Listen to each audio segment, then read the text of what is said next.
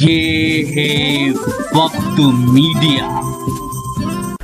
آئیے لے چلتے ہیں آپ کو ہندوستان کے صوبے اتر پردیش کے ضلع سیتا پور میں بسوا کے پاس گاؤں بھڑکنڈی میں، جہاں 25 اگست 2018 کو عظیم الشان جلسہ سیرت النبی و اصلاح معاشرہ منعقد کیا گیا۔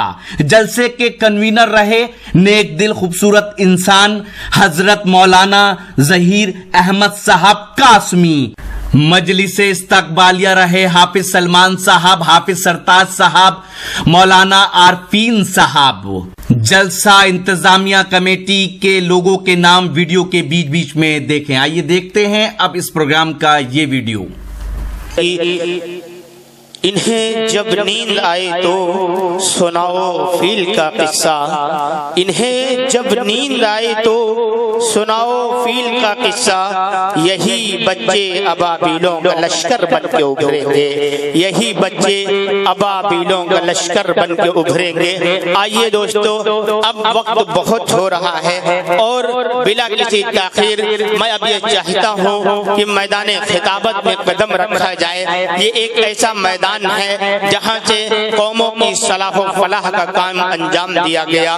خطابت وجد میں آئے تو پھر ہتھیار بن جائے، کبھی نیزہ، کبھی خنجر، کبھی تلوار بن جائے۔ آئیے اسی میدان خطابت کے شہسواروں میں ایک ایسا شہسوار جو آپ کے قریبی علاقے سے تعلق رکھتا ہے، جن کی بات جب آپ سماعت فرمائیں گے تو آپ کو بھی یقین ہوگا کہ اس سے پہلے میں نے ان کی بات کیوں نہیں سنی۔ انتہائی ادب و احترام کے ساتھ مدرسہ کاشف العلوم لہر پور کی سرزمین میں درس و تدریس کے فرائض کو خدمت انجام دینے والی شخصیت حضرت مولانا محمد آصف صاحب سے اس وقت میں گزارش کر رہا ہوں آپ تشریف لائیں اور اپنے ناصحانہ کلمات سے ہم تمام سامعین کو متفق کریں۔ بسم اللہ الرحمن الرحیم وبہ نستعین والصلاة والسلام علی سید الانبیاء والمرسلین اما بعد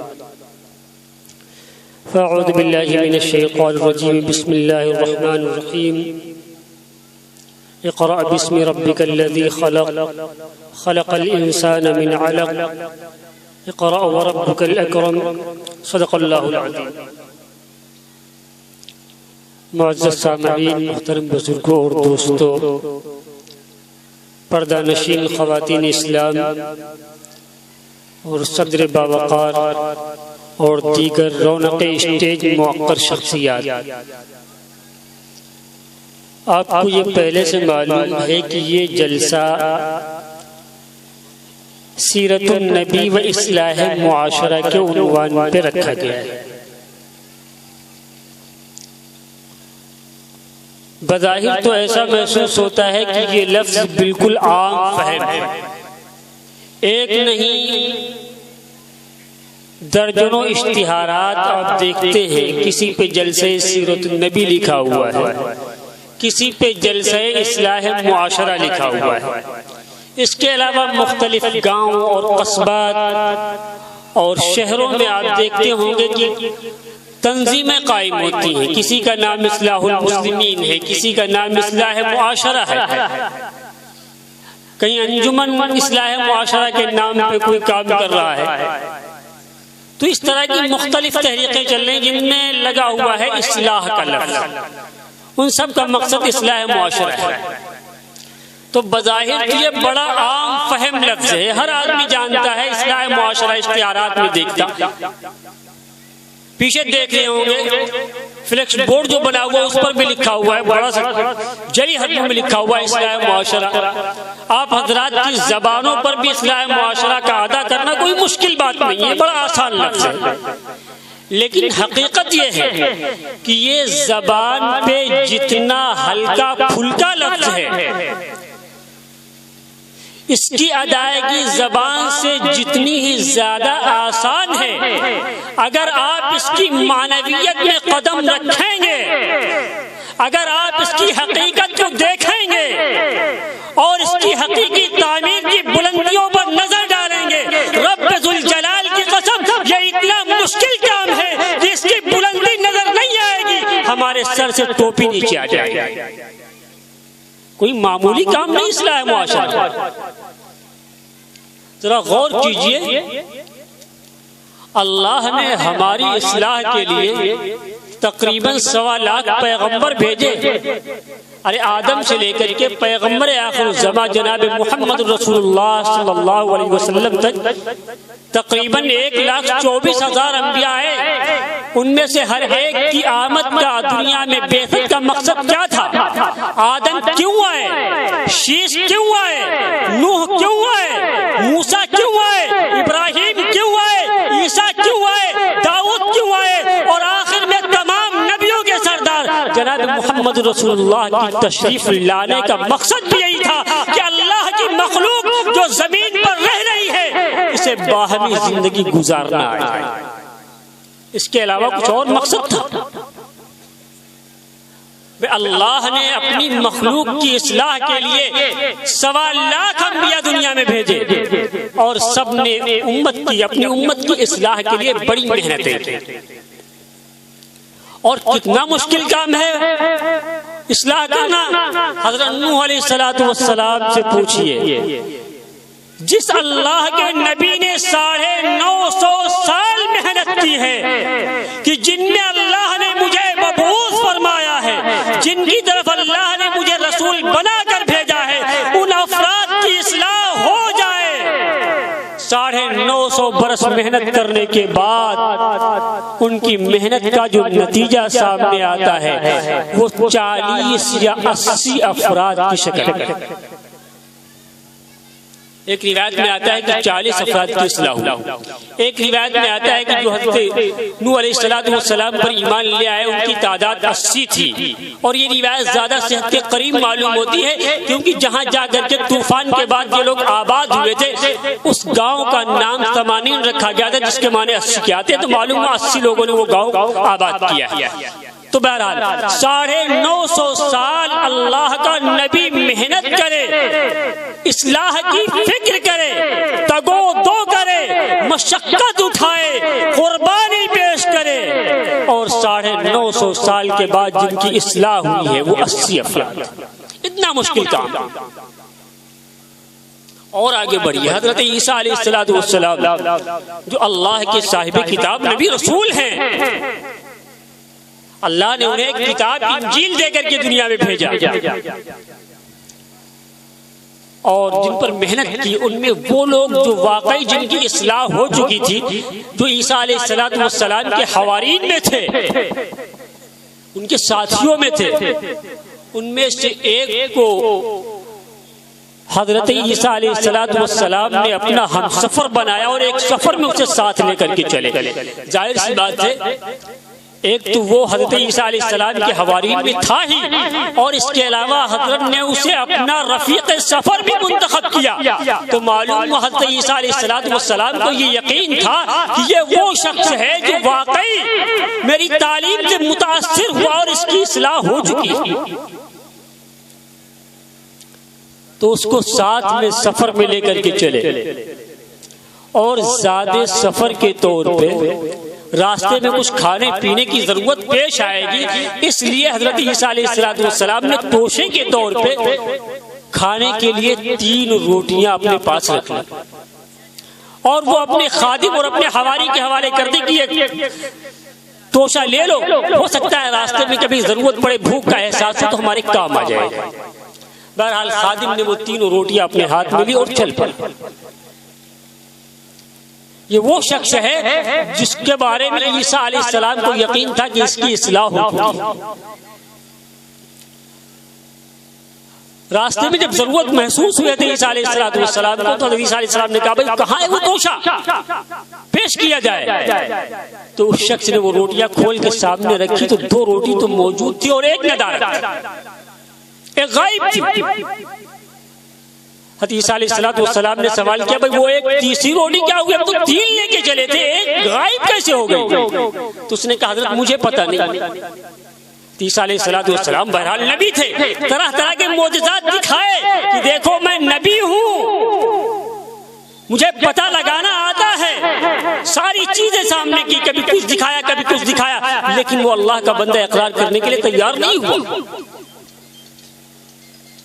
حدیث علیہ الصلوۃ والسلام نے طرح طرح کی وعیدیں بھی سنائی، لیکن اس کے باوجود بھی وہ تیار نہیں ہوئے۔ حدیث علیہ الصلوۃ والسلام سمجھ گئے کہ مجھے تو یقین تھا کہ اس کی اصلاح ہو چکی ہے، لیکن حقیقت یہ کہ اس کی اصلاح نہیں ہوئی۔ اس علیہ الصلوۃ والسلام نے سامنے سے 3 پتھر اٹھائے اور معجزے سے اس پہ پھونک ماری کہ پھونک مارتے مارتے وہ تینوں پتھر سونے میں تبدیل ہو گئے۔ اب وہ پتھر نہیں بلکہ 3 سونے کی اینٹیں اس کو حضرت علیہ السلام کے پاس اس کو دیکھ رہا ہے۔ تو عیسیٰ علیہ السلام نے کہا دیکھ یہ پتھر سونا بن گئے، 3 اینٹیں ہیں سونے کی، یہ تقسیم ہم 2 لوگ ساتھ میں ہیں، ایک ہماری اور ایک آپ کی ہے، اور جو تیسری اینٹ ہے یہ اس شخص کی ہے جس نے تیسری روٹی کھائی۔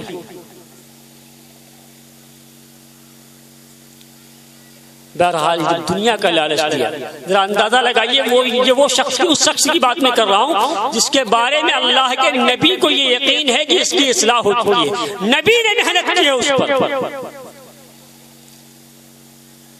تو جب عیسیٰ علیہ السلام نے لالچ دیا کہ یہ جو تیسری اینٹ ہے یہ اس کی ہے جس نے تیسری روٹی کھائی ہے، تو اقرار کر بیٹھا کہ حضرت مجھ سے غلطی ہوئی، وہ تیسری روٹی کھانے والا تو میں ہی۔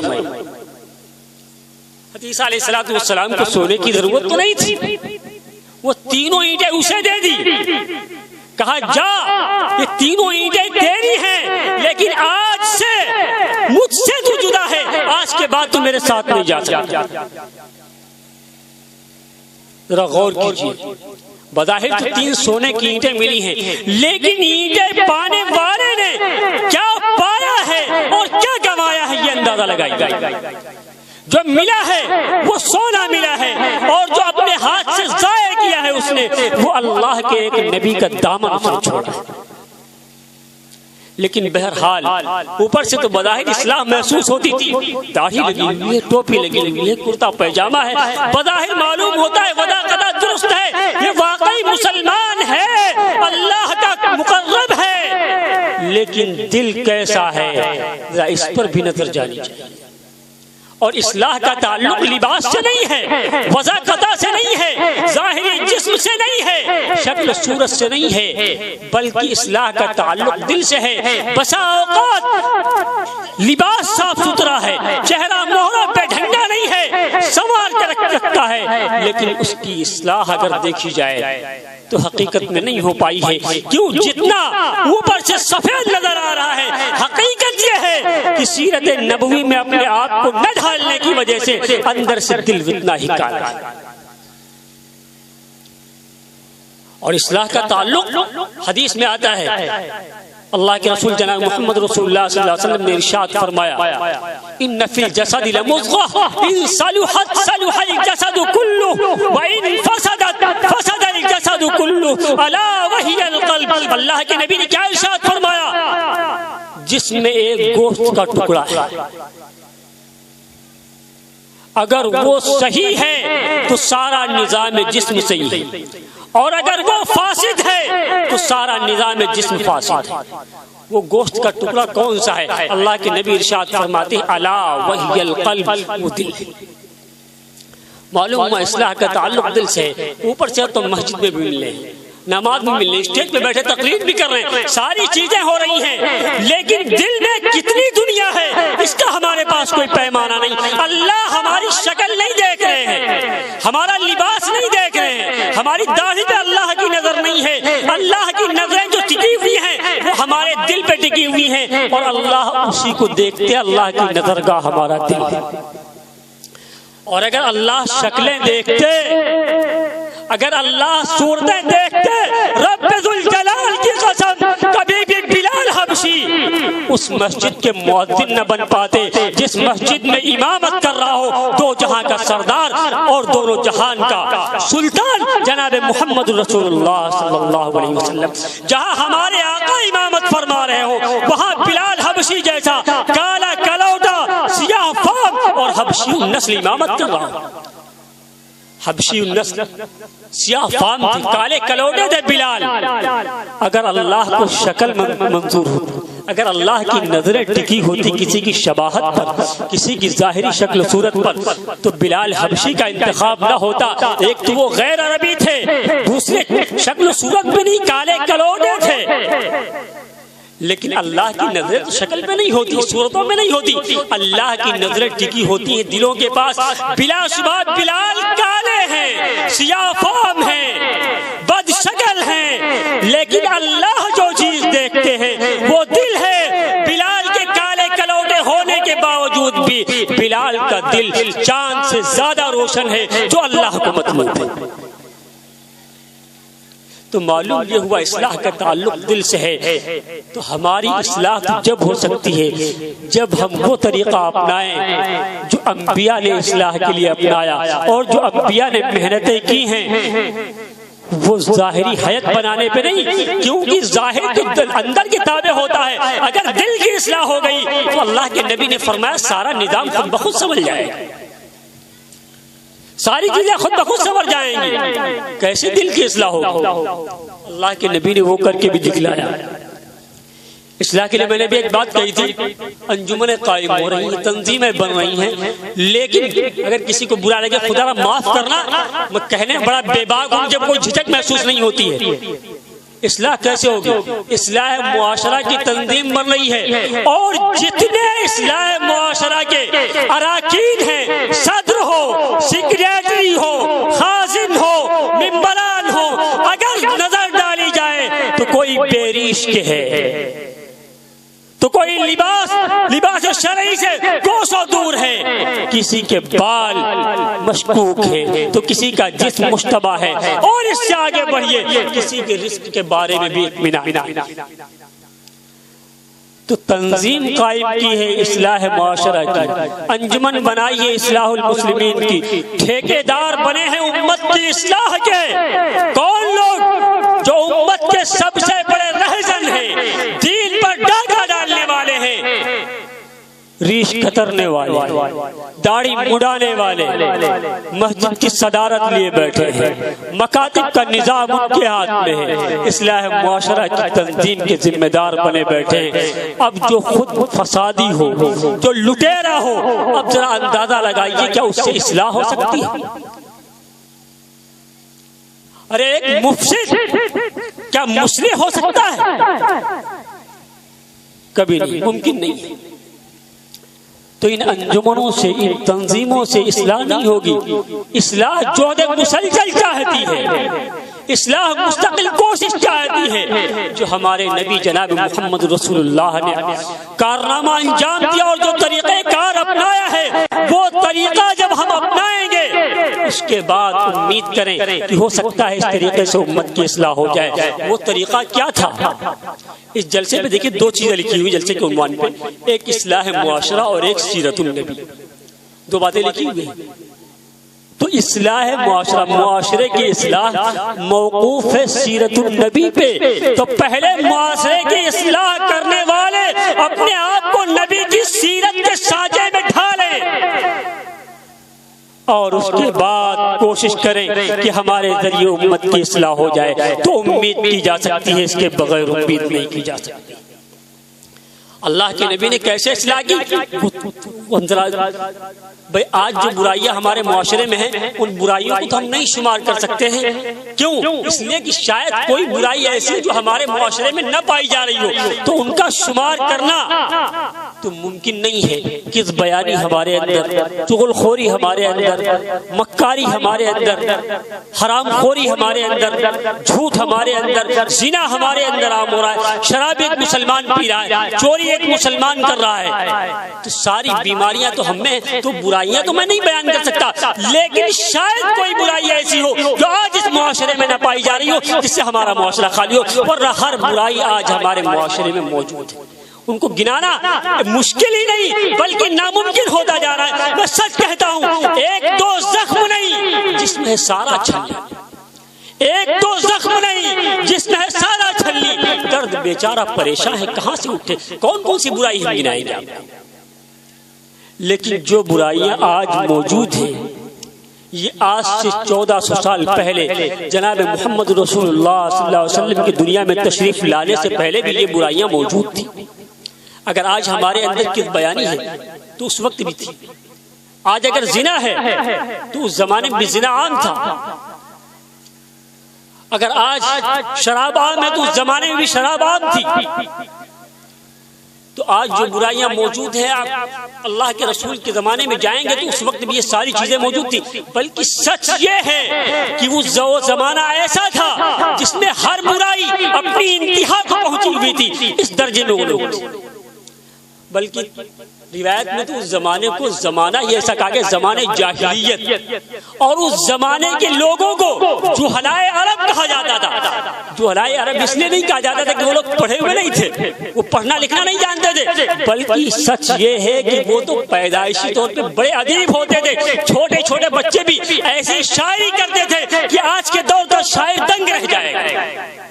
تو کیا پڑھے ہوئے نہیں تھے؟ بہت سب کچھ تھا, لیکن جہلائے عرب اس لیے کہے جاتے تھے کہ جتنی برائیاں ان میں تھیں وہ اپنی انتہا کو پہنچی ہوئی تھی. شراب نوشی ہے تو بغیر شراب کے ان کے لیے جینا مشکل. لڑائی جھگڑا ہے تو اس درجے میں پہنچ چکا تھا کہ اگر کہیں اونٹ کو پانی پلانے پہ جھگڑا چھڑ گیا تو نسلیں تباہ ہو جاتی تھی. جھگڑا ختم ہونے کا نام نہیں لیتا تھا.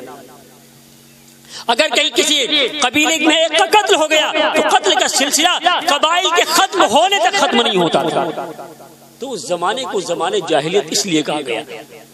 حتیٰ کہ ایک واقعہ تو یہاں تک ملتا ہے جس کو ہر آدمی سن کر کے, عام واقعہ ہے, کوئی نئی بات نہیں بتانے جا رہا ہوں, بڑا مشہور اور بڑا عام واقعہ ہے کہ اس زمانے میں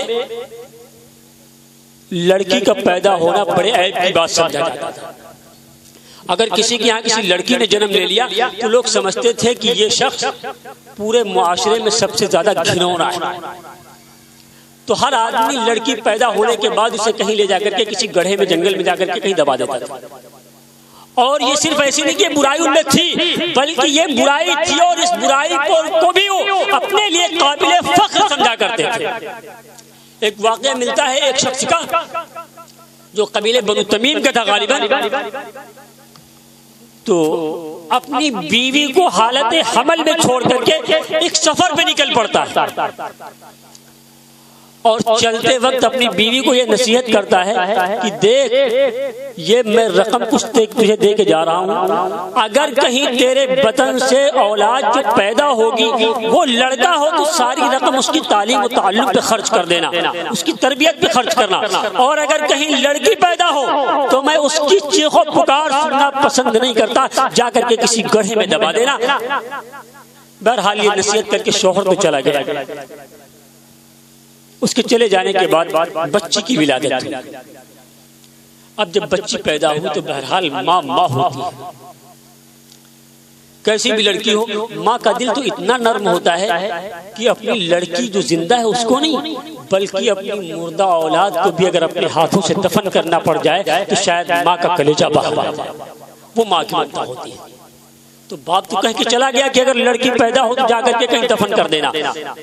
اب ایک طرف ماں کی ممتا, دوسری طرف شوہر کی نصیحت, اور تیسری ایک چیز اور کہ وہ لڑکی قبیلے میں سب سے زیادہ خوبصورت تھی جس کی وجہ سے اس کی ماں نے جو نام تجویز کیا وہ جمیلہ تجویز کیا جس کے معنی خوبصورتی کیا گیا. تو ایک طرف شوہر کی نصیحت جو اس نے چلتے وقت کی, دوسری طرف اس کی ممتا, اور تیسری لڑکی کی خوبصورتی. اب فیصلہ نہیں کر پا رہی ہے کہ آخر ہم کیا کریں, آیا شوہر کی بات مانے اور جا کر کے کسی گڑھے میں دبا دے. یہ ارادہ کرتی کہ شوہر کا حکم بجا لایا جائے, لیکن ماں کی ممتا شوہر کی نصیحت پر عمل کرنے کے لیے مانے بن جاتی. وہ اپنے ہاتھوں سے اپنی بچی کو دفن نہیں کر سکتی تھی. چنانچہ ایک تدبیر سوچی. کیا سوچا, کیا فیصلہ کیا کہ چلو لڑکی کی پرورش کرتے ہیں, اگر کہیں شوہر آئے گا تو اس کے آنے کی اطلاع ملے گی. تو جب آنے کی اطلاع ملے گی تو بچی کو کسی دوسرے کے گھر بھیج دیں گے. شوہر آئے گا, دیکھے گا گھر خالی ہے, خاموش رہ جائے, کوئی بات نہیں بولے گی. بہرحال ایک زمانہ گزر گیا, بچی کھیلنے کودنے لگی, مسکرانے لگی, ہنسنے بولنے لگی, میٹھی میٹھی باتیں کرنے لگی. شوہر بغیر کسی اطلاع کے اچانک گھر میں داخل ہوتا ہے. تو دیکھا ایک نوعمر چھوٹی سی بچی جو ہنستی کھیلتی نظر آ رہی. پوچھا بھائی بچی کس کی ہے؟ بیوی چکر میں پڑ گئی، دنگ رہ گئی، آخر کیا جواب دیا جائے؟ یکایک اس کی زبان سے نکلتا ہے کہ یہ بچی ایک پڑوسن کی ہے، میں اکیلی ہوتی ہوں، جب یہ نہیں آتی ہوں تو میں اسے بلا لیتی ہوں، اور کبھی یہ خود بھی آ جاتی ہے مجھ سے لگاؤ ہونے کی وجہ سے. تو ظاہر سی بات جب یہ سمجھ گیا کہ یہ بچی ہماری نہیں ہے تو اتنے بڑے عیاش تھے وہ لوگ کی نظر بدل گئی، اور اس کی میٹھی میٹھی باتوں میں محبت میں اس پر فدا ہو گیا اور تعریف کرنے لگا کہ بھئی کیا ہے خوش قسمت ہوں گے وہ گھر والے جس گھر میں ایسی خوبصورت لڑکی نے جنم لیا. تو اس طرح کی شوہر کی بات سننے کے بعد ماں سے نہیں رہا گیا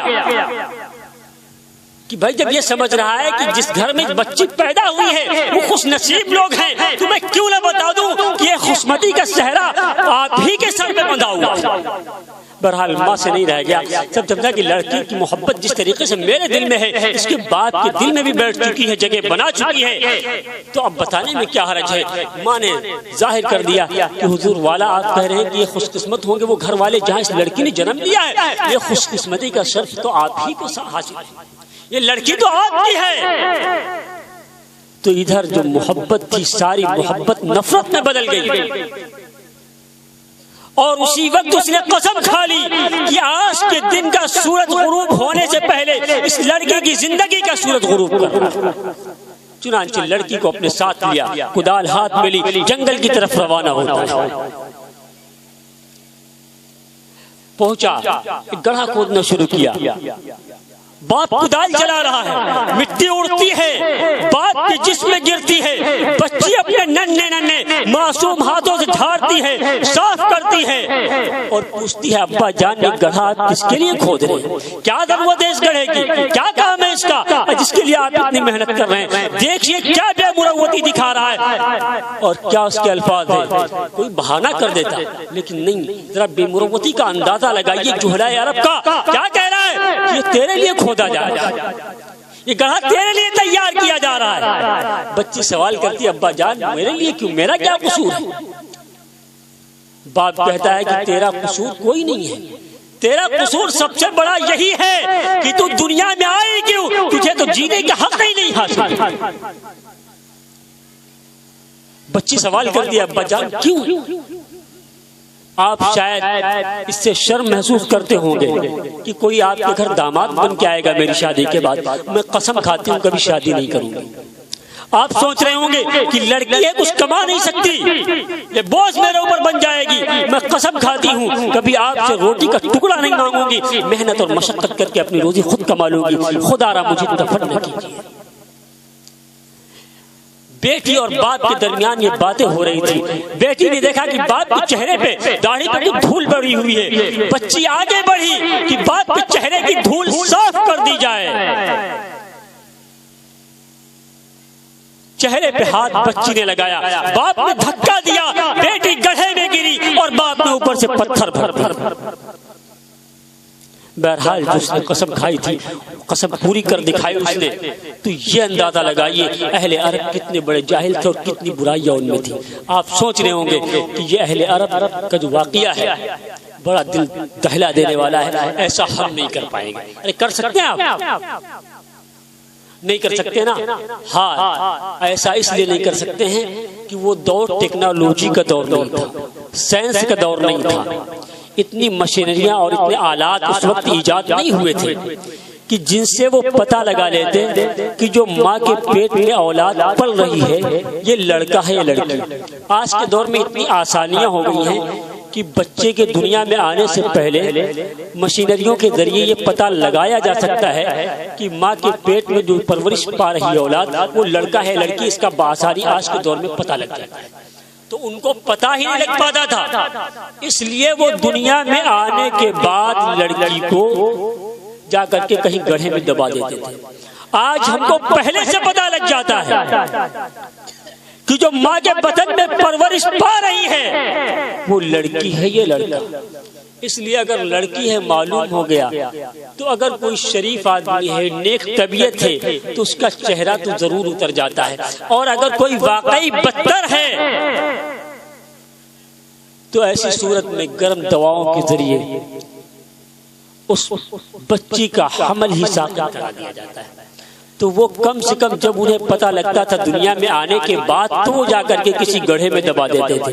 ہمیں چونکہ پہلے پتہ لگ گیا اس لیے گرم دواؤں کے ذریعے اس بچی کا حمل ہی ساقط کرا دیتے اور اسے دنیا میں آنے کا بھی موقع نہیں دیتے۔ یہ آج کے دور کی میں بات کر رہا ہوں۔ آپ سوچ رہے ہوں گے کہ وہ بڑا گناہ تھا، یہ معمولی درجے گناہ ہے۔ علماء سے فتویٰ لے لیجیے، مفتیان کرام سے پوچھ لیجیے گا کہ اگر حمل میں روح بڑھ گئی ہے، پھر اگر بغیر عذر شرعی کے وہ حمل ساقط کرایا جا رہا ہے تو ساقط کرانے والا اتنا بڑا ہی مجرم ہے جیسے کہ کسی کو قتل کرنے والا۔ اور اہل عرب نے جو اپنی اولادیں قتل کی ہیں ان کے بارے میں قرآن اعلان کر رہا ہے وَإِذَا الْمَوْءُودَةُ سُئِلَتْ بِأَيِّ ذَنبٍ قُتِلَتْ۔ کیا کہہ رہا ہے اللہ؟ کہ وہ بچیاں جو زندہ دفن کر دی گئی ہیں ان سے کل سوال کیا جائے گا تمہیں کیوں، کس جرم کے تحت مارا گیا، کیا تمہارا قصور تھا؟ ایک سوال پیدا ہوتا ہے کہ وہ زندہ کی ہوئی، زندہ دفن کی گئی لڑکی سے کیوں سوال کیا جائے گا؟ بھئی وہ تو مظلوم ہے، سوال ظالم سے ہوتا ہے، مظلوم سے نہیں۔ جس کے اگر چوری ہوتی ہے اس سے نہیں پوچھ گچھ ہوتی ہے، پوچھ گچھ چور سے ہوتی ہے۔ لیکن یہاں بچی سے پوچھا جائے گا تجھے کیوں دفن کیا گیا؟ دفن کرنے والے سے سوال نہیں کیا جائے گا۔ علماء فرماتے کیوں نہیں سوال کیا جائے گا؟ اس کی وجہ یہ ہے کہ یہ زندہ دفن کرنا اولاد کو اتنا بڑا جرم ہے، اور دفن کرنے والا اللہ کے نزدیک ایسا مجرم، ایسا پاپی اور ایسا دوکھی ہے کہ اللہ کل قیامت کے دن غصے کی نظر سے بھی اس کے اوپر نظر ڈالنا پسند نہیں فرمائیں گے۔ اس لیے بچی سے سوال کریں گے تو چاہے وہ لڑکی زندہ دفن کر دی گئی ہو یا کسی کا حمل ساقط کرا دیا گیا ہو بغیر عذر شرعی کے، روح پڑ جانے کے بعد دونوں ایسے ہی بڑے پاپی ہیں کہ اللہ قیامت کے دن غصے کی نظر سے بھی انہیں دیکھنا پسند نہیں فرمائیں گے۔ تو ایسے بڑے مجرم تھے وہ لوگ، ان کی اصلاح اللہ کے نبی نے کیسے فرمائی؟ ایسے دوکھیوں کی اصلاح، اور اس زمانے کی جس زمانے کو زمانے جاہلیت کہا جاتا تھا، ذرا اندازہ لگائیے اس زمانے کی اصلاح جب نبی نے کی وہ زمانہ کیا بدلا، کیسا اس میں انقلاب آیا۔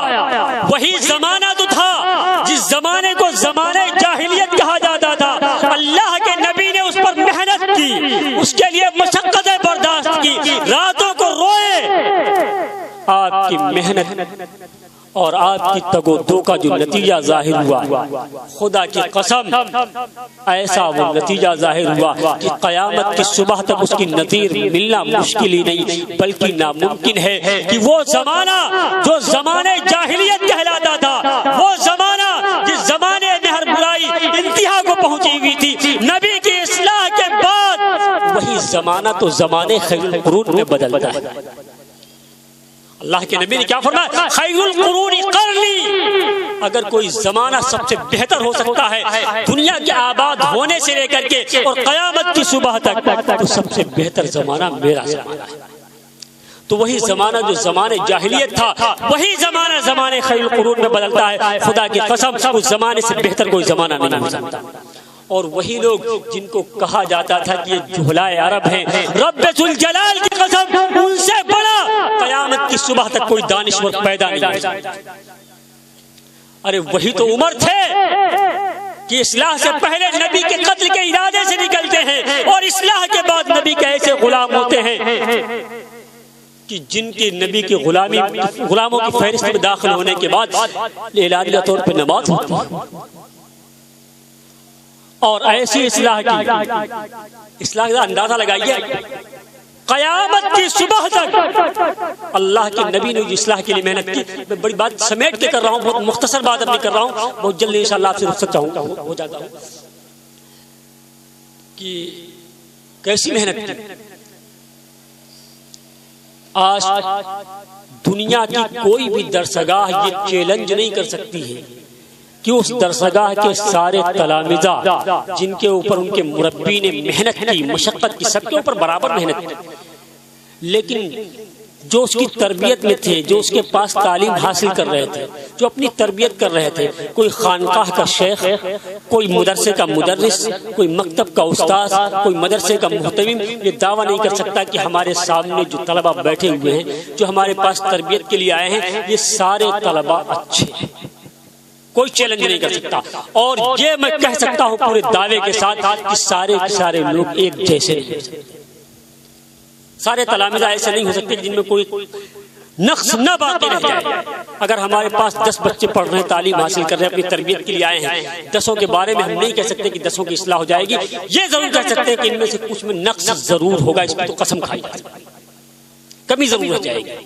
لیکن نبی نے جن کی اصلاح کے لیے محنت کی، نبی نے جن کی تربیت پر محنت کی ہے، نبی نے جن کی اصلاح کی ہے، میں قسم میں نہیں، اس پر ہر ایک قسم کھا لے تو قسم کھانے والا حانث نہیں ہوگا کہ نبی کے شاگرد وہ شاگرد ہیں، خدا کی قسم فرق مراتب تو ضرور ہے لیکن کسی میں کوئی نقص اور کوئی کمی نہیں، وہ سارے کے سارے لوگ باکمال ہیں۔ فرق مراتب الگ ہے کہ صحابہ میں کوئی ایک دوسرے سے افضل ہے، وہ بات الگ ہے، لیکن جو غیر افضل ہے اس میں کوئی نقص ہو، خدا کی قسم اگر کسی کا خیال بھی ہو گیا کسی ادنا سے ادنا صحابی میں کوئی نقص ہے تو اس کا ایمان ناقص ہے، صحابہ میں نقص نہیں ہو سکتا۔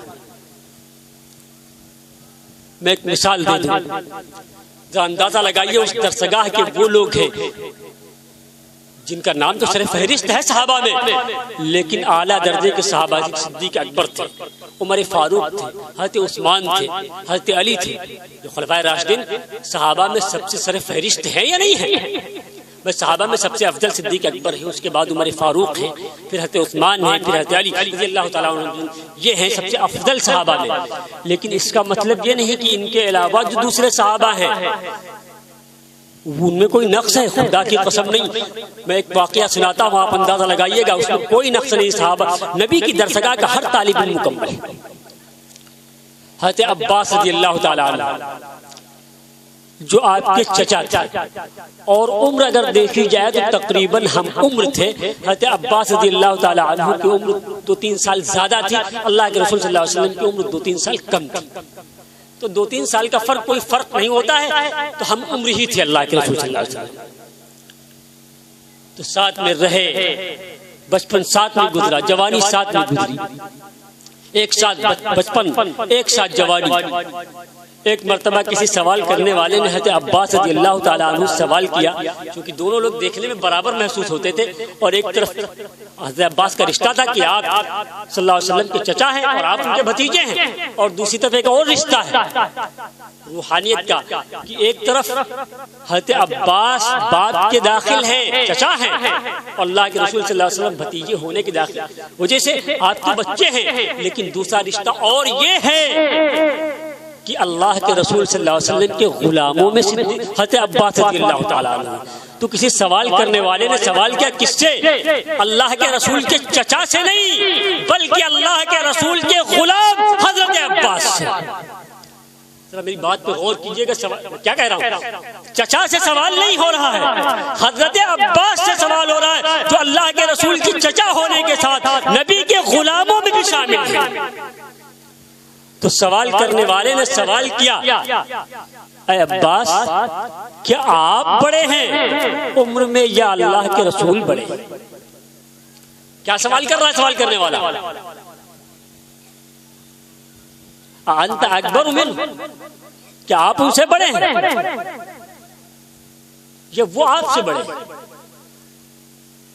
سوال کرنے والے نے سوال کیا، حضرت عباس کا ادب لگایا، اندازہ لگائیے کہ اس شاگرد اس درسگاہ کا کوئی طالب علم ایسا ہے ہی نہیں جس میں کوئی نقص ہو، جو الفاظ ہیں ان کے جواب کے سونے کے پانی سے لکھنے کے قابل ہے۔ اندازہ لگ جائے گا کہ اس درسگاہ کا کوئی بھی طالب علم ایسا نہیں ہے جس میں کوئی کمی رہ گئی، سارے کے سارے لوگ ایسے تھے جن کی مکمل اصلاح ہو چکی ہے۔ حضرت عباس کا جواب سنیے، اندازہ لگ جائے گا سوال کرنے والا کیا سوال کر رہا ہے کہ آپ بڑے ہیں یا اللہ کے رسول بڑے ہیں؟ کیا جواب دے رہا ہے؟ اللہ کے رسول کے چچا جواب نہیں دے رہے ہیں، رسول اللہ کا غلام جواب دے رہا ہے۔ کیا کہہ رہے ہیں حضرت عباس؟ ہوا اکبر منی، کیا جواب ہے؟ ہوا وَأَنَا أَسِنُّ مِنْ. ذرا اندازہ لگائیے کیا الفاظ ہیں حضرت عباس کے کہ بڑے تو مجھ سے وہی ہیں. عمر کس کی زیادہ؟ حضرت عباس 2-3 سال عمر میں زیادہ ہیں، لیکن کیا جواب دے رہے ہیں اللہ کے رسول کے بارے میں؟ وَأَكْبَرُ مِنِّي، مجھ سے وہی بڑے ہیں، یعنی اللہ کے رسول مجھ سے بڑے ہیں. یہ بات الگ ہے کہ عمر میری زیادہ ہے. ذرا اندازہ لگائیے عدد کی حدیں پار کر. کیوں؟ یہ اس درسگاہ کے طالب علم ہیں کہ اس خانقاہ میں اصلاح کے لیے داخل ہو رہے ہیں، جس درسگاہ کی اصلاح کرنے والا، جس درسگاہ کا مربی دونوں عالم کا سردار. تو وہ درسگاہ ایسی ہے جس درسگاہ کے ہر طالب علم کے بارے میں قسم کھائی جا سکتی ہے کہ کسی میں کوئی نقص نہیں. تو آپ بھی وہی طریقہ کار اپنائیے تو امت کی اصلاح ممکن ہو جائے گی. وہ طریقہ کار نبی نے کیا اپنایا تھا؟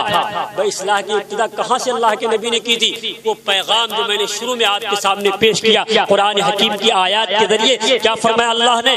اقرأ بسم ربک الذی خلق خلق الانسان من علق اقرأ وربک الاکرم. یہ وہ آیتیں ہیں قرآن کی جو 6 آیتیں سب سے پہلے نازل ہوئی اللہ کے رسول صلی اللہ علیہ وسلم. تو سب سے پہلا پیغام جو اللہ کی طرف سے محمد رسول اللہ صلی اللہ علیہ وسلم پہ نازل ہوا ہے وہ یہ ہے کہ لے جائیے اقرأ بسم ربک الذی، اپنے رب کے نام سے پڑھنا شروع کیجیے. تو معلوم ہوا اصلاح کے لیے اللہ کے نبی کو اللہ نے ایک نسخہ کیمیا دیا ہے قرآن کی شکل میں. جو قرآن کوئی ایسا عام دستاویز نہیں ہے جو پڑھ کر کے اسے ہٹا دیا جائے، پڑھ کر کے اسے نظر انداز کر دیا جائے، پڑھ لیا جائے، اس کے مفہوم کو سمجھ لیا جائے، بالائے طاق رکھ دیا جائے. نہیں، وہ کتاب ہے کہ جس کے آنے کے بعد اللہ کے نبی نے اسی نسخہ کیمیا کا سہارا لے کر کے اپنی امت پر محنت کی اور ایسی اصلاح کی